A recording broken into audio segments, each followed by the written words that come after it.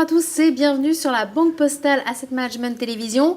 Les marchés actions sont repartis à la hausse sur fond de spéculation. Cette tendance va-t-elle se poursuivre? On voit cela en détail avec Rachid Medjaoui. Rachid, bonjour. Bonjour. Alors, il y a eu beaucoup de volatilité en avril, mais les marchés ont l'air de vouloir repartir à la hausse. Au milieu du mois d'avril, on a eu à un moment donné des très forts reculs, puisque les marchés ont accusé par rapport au point haut pratiquement 7% de baisse. Et c'est là la bonne nouvelle, c'est que les marchés ont été résilients. Ils ont été capables de repartir très très vite, puisque en à peine 2-3 séances, les 7% qui ont été perdus ont été repris. Et puis techniquement, c'est très intéressant parce que le CAC 40 notamment est venu rebondir sur la zone des 3006 et ça fait 2-3 fois que depuis le début de l'année qu'on essaye d'enfoncer, qu'on rebondit sur ce seuil et ceci techniquement est extrêmement favorable. Mais pourtant les données macroéconomiques, elles ne sont pas très satisfaisantes. Oui, tous les indicateurs de surprise économique sont décevants. Ça veut dire que les chiffres se révèlent moins forts que prévu, c'est le cas aux États-Unis ou en Chine, ou plus négatifs que prévu, c'est le cas en Europe. Cela étant, nous pensons que ce phénomène sera transitoire. Il est lié à un certain nombre de facteurs relativement connus. Aux États-Unis, c'est l'impact des restrictions budgétaires. Même s'ils ont trouvé un compromis, il y a un impact négatif sur la croissance économique de l'ordre de 1%. En Chine, c'est la volonté du gouvernement de restructurer son système financier en combattant notamment ce système financier parallèle. Et puis en Europe, l'Allemagne est dorénavant touchée par ses partenaires, rattrapée par la récession de ses partenaires et bien entendu touchée par la croissance mondiale. Et ça veut dire quoi? Ça veut dire que pour vous, il ne faut pas s'inquiéter de ce ralentissement? Ce ralentissement sera transitoire, durera sur le deuxième trimestre, peut-être une partie du troisième trimestre, mais les économies devraient repartir. Et si on prend l'exemple des États-Unis, encore une fois, au-delà de l'impact négatif des restrictions budgétaires, tous les éléments pour une accélération de la croissance économique se mettent progressivement en place. On les connaît, l'immobilier, l'emploi, l'investissement revient, et bien entendu cette thématique à moyen terme liée au gaz de schiste. Et même le ralentissement chinois ne vous inquiète pas? À moins que la croissance chinoise passe durablement en dessous de 7%, je trouve que ce ralentissement est plutôt une bonne nouvelle. C'est assez surprenant comme analyse. Vous pouvez développer un peu? Une des conséquences majeures de ce ralentissement de la croissance en Chine, qui n'est pas nouveau, quand on remet les choses en perspective, la croissance chinoise, il y a encore 2-3 ans, c'était plus de 10%, aujourd'hui ensuite 9, 8, et puis maintenant on est plutôt entre 7 et 8%.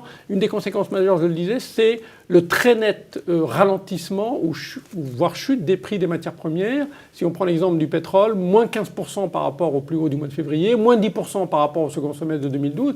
Ça a des conséquences majeures et très positives pour les pays développés. D'abord pour le pouvoir d'achat, et Dieu sait qu'on en a besoin. Regardez, les prix à la pompe baissent. Ils baissent beaucoup aux États-Unis parce qu'ils n'ont pas moins de taxes que nous sur le prix de l'essence. Deuxièmement, ça modère encore un peu plus l'inflation, ce qui va permettre aux banquiers centraux d'être extrêmement confortables avec leur politique ultra-expansionniste. Et puis, ça évite finalement, ou ça repousse les risques d'un scénario de stagflation, parce que c'est ça qui guettait finalement les pays européens, c'était pas de croissance et de l'inflation. Le deuxième élément qui me rend entre guillemets plutôt positif, j'analyse plutôt positivement ce ralentissement, c'est que les autorités chinoises disent très clairement qu'ils sont prêts à sacrifier un peu de croissance économique à court terme pour réformer leur économie et notamment faire rentrer ce système financier parallèle dans les circuits officiels. Et puis enfin, troisième élément, ce ralentissement traduit un rebalancement, un rééquilibrage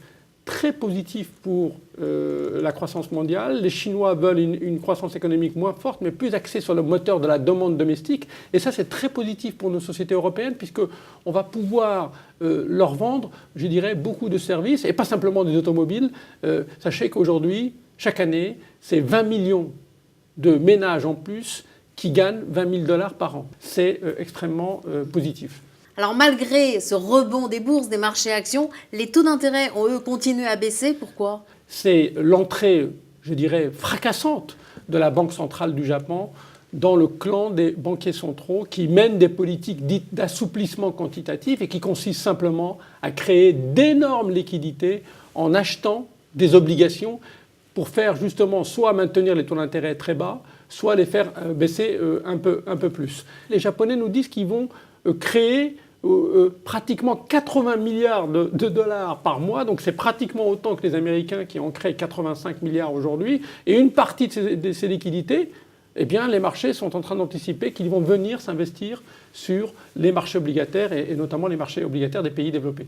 Justement, le mouvement a été surtout spectaculaire pour les pays périphériques de la zone euro. Ça veut dire quoi? Ça veut dire que la confiance revient dans la zone euro? Il est probable que la BCE reprenne son cycle de baisse des taux. C'est que la dernière fois qu'elle les avait baissés, c'était en juillet 2012, où on était passé de 1% à 0,75. Donc ça, c'est le premier facteur de soutien.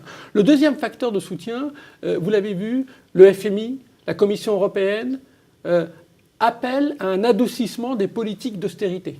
Alors, les Allemands aujourd'hui freinent un petit peu. Pourquoi? Parce qu'il y a les élections en septembre et donc Mme Merkel ne souhaite pas donner l'impression de lâcher du lest au risque de perdre ces élections. Mais le mouvement de fond, c'est qu'il y a bien adoucissement, assouplissement, retard des calendriers par rapport aux objectifs.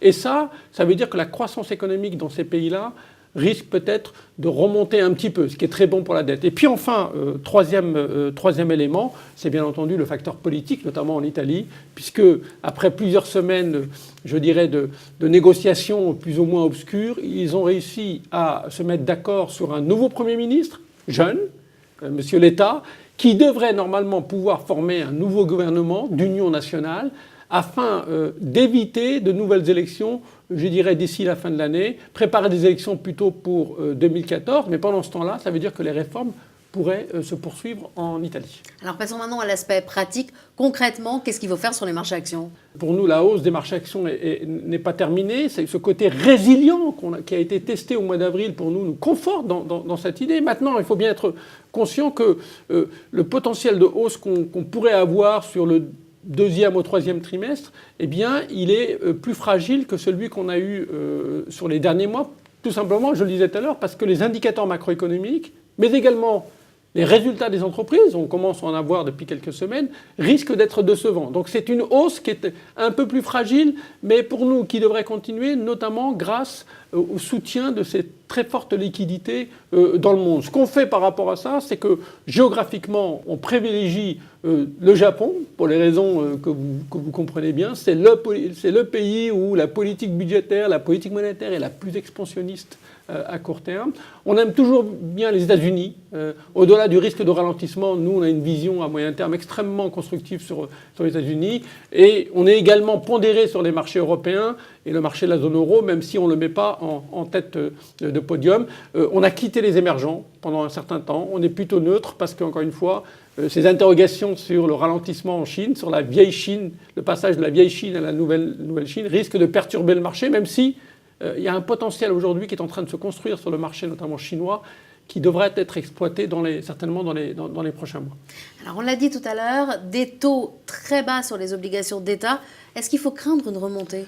Aujourd'hui, avec des taux d'intérêt qui sont encore plus bas qu'il y a quelques mois, notre message est le même. C'est, in fine, si nous avons raison, si la croissance mondiale repart, oui, bien entendu, à terme, il y aura une remontée des taux. Mais non, cette remontée des taux ne sera pas forte. Elle sera au mieux graduelle, même si par moment, on aura des chocs, bien entendu, de volatilité.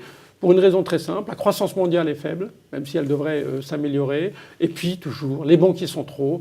Encore une fois, il faut que tout le monde sache que les banquiers sont trop, sont venus au secours des États. Le monde est en train de se désendetter et les banquiers sont trop, en maintenant des taux d'intérêt en dessous de l'inflation, en dessous de la croissance nominale, aident à ce désendettement et ceci va durer longtemps. Et les obligations d'entreprise, elles se sont aussi bien comportées, ça va continuer? Absolument, elles ont profité à la fois de la baisse des taux, c'est l'effet sensibilité, et puis les écarts de rendement se sont réduits, donc c'est le deuxième effet positif. Écoutez, nous on reste dans un contexte où les taux d'intérêt mondiaux restent très bas, même si la rémunération de ces obligations privées est aujourd'hui beaucoup plus faible qu'elle l'a été il y a encore 1 ou 2 trimestres, nous restons positifs parce que nous ne voyons pas de risque d'élargissement des spreads. Alors bien entendu, c'est toujours une approche sectorielle très de conviction. On est investi là où il y a du rendement, mais en limitant le risque, c'est-à-dire un certain nombre d'émetteurs des pays du Sud que l'on connaît bien, que l'on considère comme être très solides, mais qui sont pénalisés, même si ça s'améliore, par, je dirais, le facteur géographique, puisqu'ils appartiennent à des pays encore en difficulté.